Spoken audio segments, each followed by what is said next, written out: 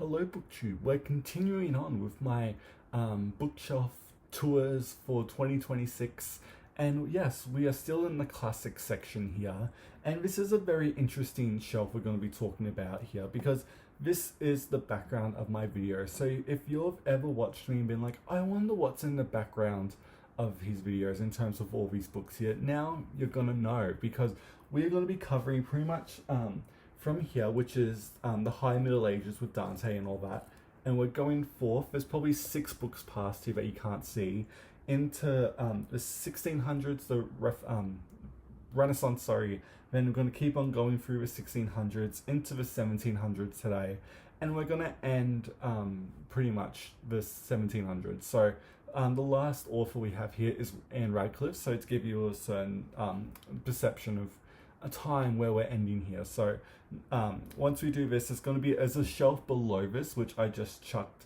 big anthologies and collections, which we're going to talk about. But that's pretty much in terms of chronologically where this big shelf ends in the 1700s, because the 1800s has literally its entire scary bookcase to itself, because there's just so much great stuff in the 1800s. But let's keep going. So we're starting off with the Portable Dante here. This is the translation by Mark Musa, and again, calling me out because I haven't read the Divine Comedy fully yet. I read Inferno when I was a teen and never moved on, literally. But this also has Navita Nuova, which again, I haven't read, but I do have Dante with me. And I love how I haven't read Dante, but my god, have I read the Decameron by Boccaccio. I love this book so much. It is so long. It's like the Italian version of the Canterbury Tales in terms of like telling you like all the journeys and all that. It's long, but it's so worth your time. It's incredible. And to end this Italian era of this part of the shelf, we're talking about Petrarch here. This is selections from the Canzonia. I love this so much. I tabbed this, I can't see because of the light, but I tabbed it literally so much. Incredible. The fact that I read this and never read anything else by Boccaccio, just Petrarch is just shame for me.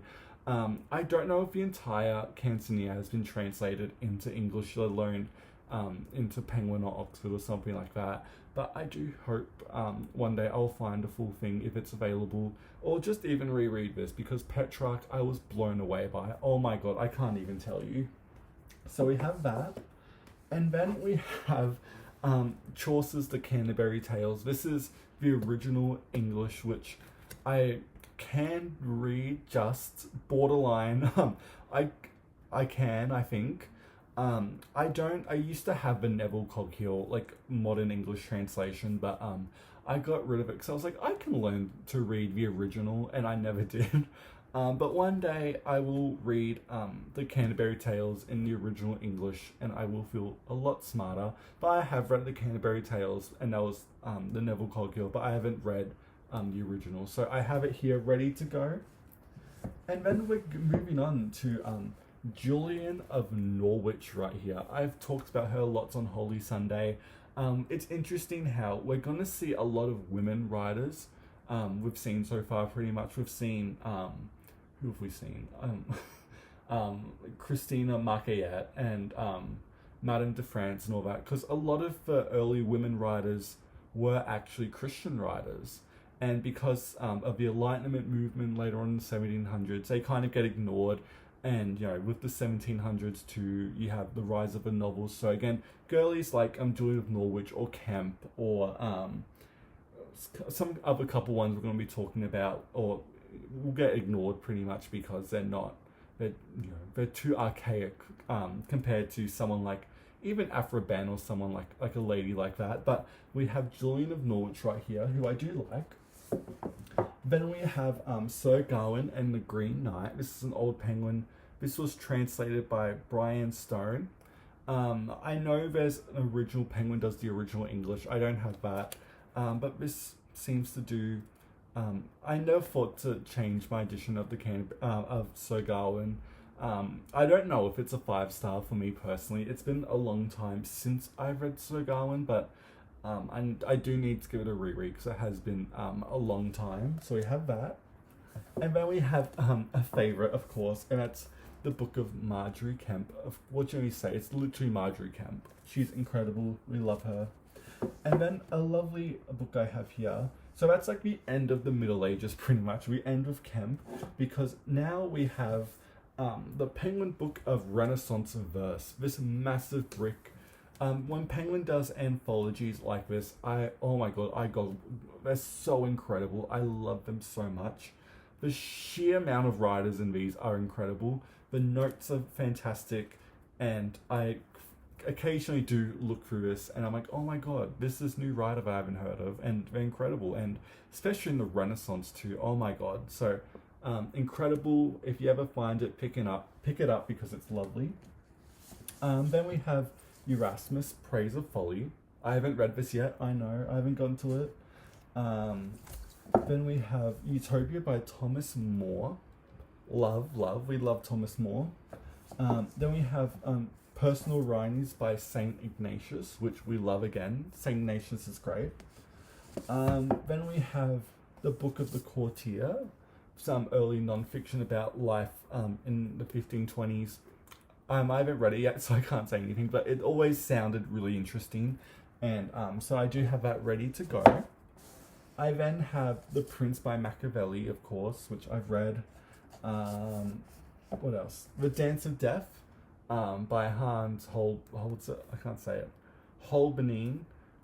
This is just some Renaissance artwork, and it's really lovely, and yeah, pick it up if you haven't. It's got like Death, who's like a skeleton, and he's always in these like wood carvings, and it's very, very interesting. We have that.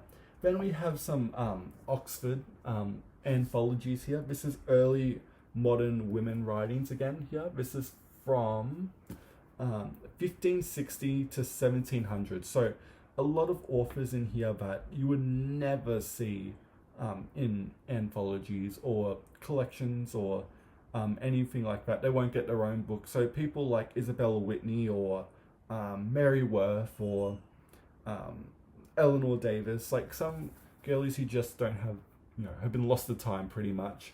And it's really interesting. I love these type of anthologies too. So I have that. And then I have an old beat up copy here of Edmund Spenser's poetry. This is a Northern Critical edition. This is the second edition. It is pretty beaten up, but I love Edmund Spenser. He's incredible. And so I have that. And then I have the Essays of Montaigne, which I have read, the full thing. It took me a long time to do it, but what do we say? It's literally Montaigne. He's incredible. And then we have 4 revenge tragedies here. This is Oxford again. This has the Spanish tragedy, the Revengers tragedy. Oh, I can't say that. The Revenge of Bussy de Mace, and the Atheist tragedy, which were these type of revenge tragedies, and also were really popular like late 1500s, just before Shakespeare enters the picture pretty much. And he wrote a bit of these too. You can see it early on. Again, just very interesting to see, give context to, I think, to the time period and what was popular, especially how like gruesome and violent some of these plays are. I don't think they're as good as some of the major playwrights we still talk about from that time period, of course, but again, interesting to see what was just, popular in that time period but hasn't been remembered. So yeah, so we got some revenge tragedies right here. And then we have a personal favorite, and that is Christopher Marlowe. This is the complete plays. I know Penguin does another book of him. I think I can't remember what it is, but I know Penguin has another Marlowe book, but I never bought it, and I really should. I love Marlowe, to be honest. Incredible writer. If he lived, and if he didn't die young, and if he lived a long, like at least until his 40s, it would have been incredible to see what he wrote. And yeah, maybe possibly Shakespeare too, but so we have some Marlowe as well. And yeah, I need to find the other Penguin. And then this is my go-to complete works of Shakespeare here. This is the Alexander text, so if you care to know. And I write in this one every now and then. I currently have it bookmarked to The Comedy of Errors, because me and Josh are reading all the plays by Shakespeare. And our next one after Richard III will be the Comedy of Errors. And I love the Comedy of Errors. It's fun. It's got the longest word in English, and it's the first play for me where you really see Shakespeare as a linguist. I think that's the word. Just really start to take shape, and I love it. So this is my go-to complete works of Shakespeare, and it has the sonnets and everything like that, all the other stuff. And then we have more domestic plays. This is A Woman Killed with Kindness and Other Domestic Plays. Again, this is in Oxford. Sorry for that light. This has Arden of Faversham by Thomas Haywood. A Woman, A Woman Killed with Kindness, The Witch of Edmonton, and The English Traveller. And these plays, I love, because I went through a phase where I really love like domestic dramas and all that, especially plays from that time. And I haven't gone through this in so long, and I am due for it. I just remember there being a lot of murder, pretty much. It's like the revenge tragedies we've talked about, but not as dramatic. It's not as melodramatic. It's more quiet and like everyday nearly. So I do have this, and I do think about this one a lot. And then we have Fox's Book of Martyrs, of course. What do we say? It's collections of saints' deaths and how they've died. This is barely a scratch into the updated editions of that, as it's literally still in print and keeps getting updated. This has who did I tab in this as my like interesting ones? Of course, I tabbed Tyndale's chapter. Who else did I tab in here? I haven't looked at this in a while. Tyndale, Anne Askew, and who else? Thomas Kramer. That's the other one too. There also, I was spewing because this edition didn't include Wycliffe too, because he was the first person to translate the Bible, I think, into English, like a 1300s ish, and he wasn't included in here, which was a bit sad. But I am glad I do have William Tyndale's in here, because Tyndale's an incredible writer. And speaking of personal favorite writers, we have Sir Philip Sidney, The Major Works. Oh my god, that glare. This has Astrophil and Stella, and also, oh my god, I can't remember the names of these. Defense of Poetry, of course, everyone knows that. And just Astrophil and Stella, if I said that. Oh yeah, I did. And just some of his other stuff, like some of his plays and sonnets that he done. Loves Sir Philip Sidney. He's, oh my god, he's incredible. I don't know if I had to pick between Sidney, Sidney, Spenser or Shakespeare. I think that's too tough of a choice. I think Sidney would be at the last. Oh, that's it hurts to say, but he would. I think the Fairy Queen just notches over Spenser for me over Sidney, but Shakespeare for me is literally untouchable. But I love them so much. I think they're some of my favorite English writers. Then we have here the Countess of Promoke's Arcadia, so Sidney's Arcadia. This is a prose translation, and it's updated English, which I didn't know when I got it. And I was like, I can read the original, so I need to find an older version of the prose Arcadia so I can read it, because I haven't read it. Like, I know, like, his big thing that, you know, people remember him for, I just haven't done yet. So I do have at least a copy of it. But again, I spend more time with his sonnets than anything else. Then we have, of course, The Fairy Queen by Edmund Spenser. Love this book so much. Oh my god, it's so due for a reread. I read it last year and just fell in love with it so much. I love it to death. It is a hard sell because Penguin Edition isn't that good. It's not accessible, and that's what really hurts. But my god, it's just one of the most incredible epic poems in English. Like, literally, oh my, it's incredible. And honestly, you don't have to read the full thing. Just open the chapter and go. Open to a candle and just read it. But I love The Fairy Queen. Then we have the Sidney Psalms. Yep. This is by Mary Sidney and Sir Philip Sidney. They translated the Psalms together. Mary Sidney is one of the great poets, in my opinion, in her own right. She's just incredible. Again, I've tabbed this up so much. and check out her translations of the Psalms, because they're just so incredible. And yeah, I'm always justice for Mary Sidney. I know she gets overshadowed by her brother Philip, but like Mary, ooh, she may have even been a better writer than Philip Sidney. And then we have more playwrights. We have Thomas Middleton. This is 5 plays from Middleton. I think of the post Shakespeare, like early 1600s playwrights. Middleton is my favorite of all of them. I think he's holds up the most. I think I like the Revenger's Tragedy the most of his, like, the main ones, but it has been a while since I've read Middleton, so I take it with a grain of salt. But I think of all the ones we're talking about today, Middleton is one of my favorite playwrights from this time. And then we're moving on to Don Quixote, of course. This is the Edith Grossman translation. Has a really great introduction by Harold Bloom as well. And I go back to this all the time. I am due very much for a reread. And then we have, speaking of playwrights that don't do much for me, we have Ben Jonson. This is 3 comedies. I didn't laugh. I think they're just too stiff for me personally. Again, I need to give these a reread, but I do have some Ben Jonson there. And then I have some Cervantes. This is the exemplary stories. I haven't read these yet. I think I've read one, but I need to give these a try again. Yeah, this is just some other stuff Cervantes wrote outside of Don Quixote that we still have, literally, because he wrote a lot before. So yeah. Then we have George Herbert. Not my favorite poet ever, especially of like the Christian poets. I much prefer John Donne, but I do have some Herbert here too, because there's some bits of him I like, but he's never been a favorite.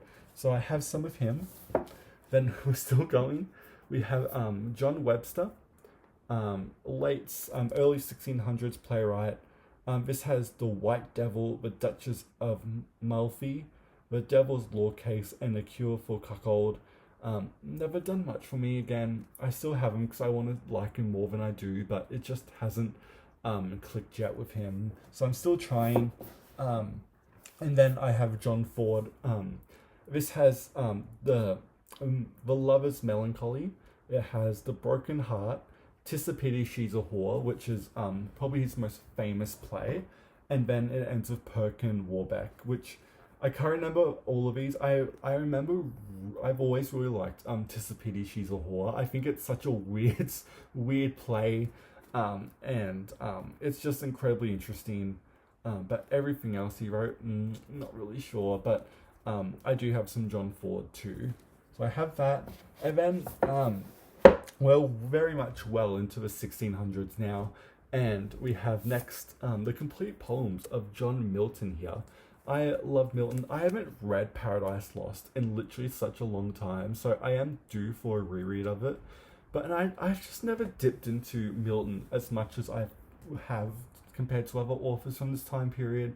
I don't know if it's just, I don't know, I just haven't gone to him as much. But I have done Paradise Lost and like the Regained one, and done like his sonnets here and there, but I just haven't fully sat with him for such a long time. So I'm hoping at some point I can get back to Milton, especially because I have the complete poems. So I have that, and we're nearly done this top shelf. We have, speaking of John Donne, complete poems of John Donne, incredible, essential reading. I love it so much. And then we have some Corneille, of course. Yeah, we have the Cid, Signer, I can't say this, the Theoretical Illusions. I don't speak French, so I don't know. But yeah, so we have some of the early French playwrights of the 1600s. Or no, 1700s by this point. We'll find where we are. So that's the top shelf. So if you wanted to know what was behind me in the videos, all of that was literally behind me. So a bit of a weird mix, but that's what's there. Now this shelf you can't see, but I'm going to be reaching over a bit. So next we have Morel. I can't say his name. Molière. Sorry, not Morelli. I don't know what I'm saying. I like Molière. I think he's incredibly interesting, and I've read a bit of him, to be honest. I go back to him every now and then still, and this is The Misanthrope and Tarrafew here and other plays. And then this one is Don Juan and other plays too. I love Moliere. I think there's times where he's a bit I don't know how to describe it, like a bit too much in terms of I don't know what I'm saying, but anyway, I like Moliere, and so I have some of that. Then we have the works of John Dryden. Of course, we love John Dryden here. He's incredible. Doesn't get talked about much anymore because no one reads them, but I do. Then we have more French stuff. We have I can't say it, but this is some more plays, French plays. I've read some of these, but I haven't gone through the whole thing.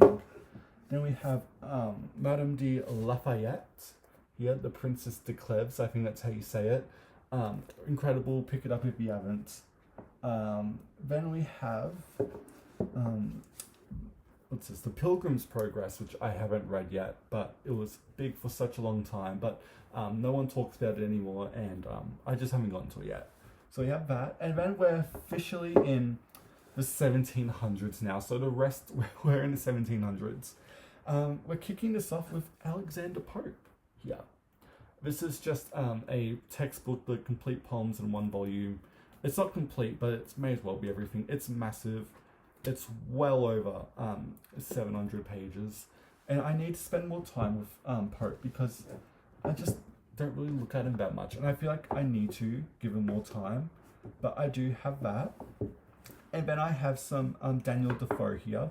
Got Robinson Crusoe. A novel not many people like, but I find it a bit more interesting. But then we have Moll Flanders, which I love.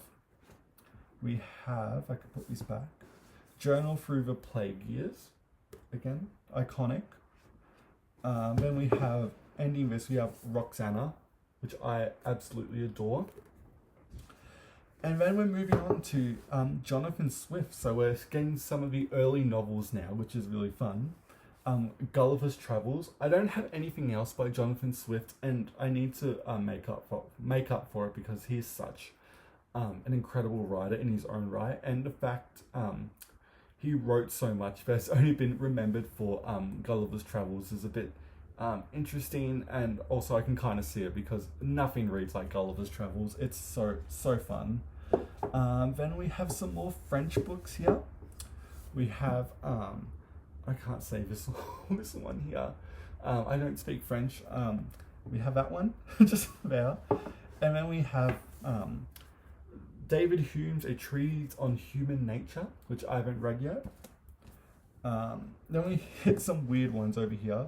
We have Pamela by Samuel Richardson. I really enjoy Pamela. I know no one says that anymore, but I thought it was interesting when I read it. But the real one that you see here is Clarissa. I have the big penguin black of it. I have not read Clarissa. One day I will read Clarissa and I will feel so smart and proud of myself, but that day is not yet. So I have that one. And you're probably wondering, what's looming? What gets lost in the shadow of Clarissa? And that is Fanny Hill by John Cleland. A wild book if you know it. The artwork that was connected to it back when it first came out was interesting to say the least. Very controversial and everything, but yeah, Fanny Hill gets lost in the shadow of Clarissa, which I find really funny. Then we have Henry Fielding, Tom Jones. I haven't read this yet. I know I need to, if I can put it back, we move on. Then we have my personal favorite, The Female Quixote. This is like Don Quixote, but it happens like a woman. I love it so much. It's like a good spoof on it too, on Cervantes. Then we have some Voltaire. We have Candide on optimism, of course. And then we have, what's this one? This is Treatise on Toleration here. And this is Voltaire, what's his name? Yeah, Voltaire doing like a court case, I think. I haven't read this in so long, but I really loved it when I read it. And then next we start the Gothic novels. They start coming in at this point. And the next one we have here is The Castle of Otranto, which I have read. and found it fine. Um, Sorrows of a Young Werther by Goethe, of course. Then we have, right after that was the publication of the first volume of The Decline and Fall of the Roman Empire, Volume 1, just a massive brick. I have not read Edward Gibbon fully. I've read bits of it, but I haven't sat down and read The Decline and Fall yet. So I have that. Then again, more Gothic stuff. We have the Old English Baron. Not the best stuff ever. I think once you don't need to do these. They're kind of melodramatic and a bit too sappy. But again, these literally kicked off horror and Gothic books. So like we have that. Then we have Evelina by Frances Burney. Haven't read it yet, but I want to. Then we have Dangerous Liaisons. I can't say it, but I have it and I haven't read it yet. Then we have more Frances Burney. This is what's this one here? This is Camilla. I haven't read it. It's a literal brick, so I haven't had a chance to. I have to be ready to do a 1700s novel because they're so at least for me, like just really overwritten because I just don't find. I find that some not many of the authors are very sharp and direct and clear. I think again a lot of these are kind of overwritten for me if I'm being a bit honest, but I get how these were literally some of the first people, at least in English, doing novels. But yeah, let's keep on going after that bit of a rant stop because we're nearly done. We have Revise, I can't say, of a Solitary Walker. Read it and I never really thought about it again, but I do want to give it a reread. Then we have some more Gothic stuff. We have Vedtek, I don't know that's how you say it, but again, some more early Gothic horror. I went through a phase where I really read a lot of it, and I just haven't thought about it since. Because I know Penguin does like the anthology of like 3 Gothic novels in one or something like that, but I'm like, I already have all of them, so. Then we have Mary Wollstonecraft. Yeah, this is Mary and the Wrongs of Women. Very interesting. We love Mary Wollstonecraft here. Then we have the next 2 volumes of The Decline and Fall by Edward Gibbon. This is volume 2. Yeah. And this is volume 3. Again, massive bricks that I have not gotten to yet. And then we were pretty much ending with some of more Gothic stuff because now we enter the Anne Radcliffe phase of my books. I think I have everything by her. There's probably some stuff I'm missing, but I have randomly here. I have The Castles of Athlin and Dunbay. This was her debut novel. Then I have her second novel, A Silicon Romance, which I've read. This one here is A Romance of the Forest. I'm reading over a bit because the signs get to the end. Boswell's Life of Johnson. I read bits of it, but I haven't read the full thing. A Vindication for the Rights of Women. This book should not be still relatable. It's kind of scary. What's next? The Nun by Diderot. One of the most traumatizing books I've ever read, but I loved it so much. And the fact I've never read anything else by Diderot is a bit sad because I feel like I really need to. Then we have William Wordsworth. We kick off the Romantics now. We have his major works, the Oxford edition. I like Wordsworth. He can be a bit hit and miss after his peak, but I feel like when he's like on point, oh my god, he's incredible. We have some more Anne Radcliffe here. We have, of course, The Mysteries of Udolpho, I can't say it, but love it. We have that. Then talk about controversial. We have The Monk by Matthew Lewis. I love this book so much. I've read this twice. I even know how to describe it. It's literally insane, and you can tell it was written by a teenager, though. But it's such a fun read. Then we again with more romantic poems. We have the complete poems of Coleridge here, which is always good to go back to every now and then. And then the last book we have, ending up the 1700s, is The Italian, by Anne Radcliffe here. And that is just a wrap up for all the books we've talked about. We've been going on for ages now. But yeah, so let me know what you think about the books I've mentioned today. We did cover a long time in terms of history and and everything like that. There's some books in here I'm like, oh my god, I feel so like nostalgic, especially like the gothic horrors, and mostly because I haven't read them in so long. And I feel like I don't read classics as much as I used to anymore, but I feel like I want to get back into it. But yeah, let me know what you think about the books I've mentioned today, and yeah, thank you so much for watching BookTube, and I will see you next time.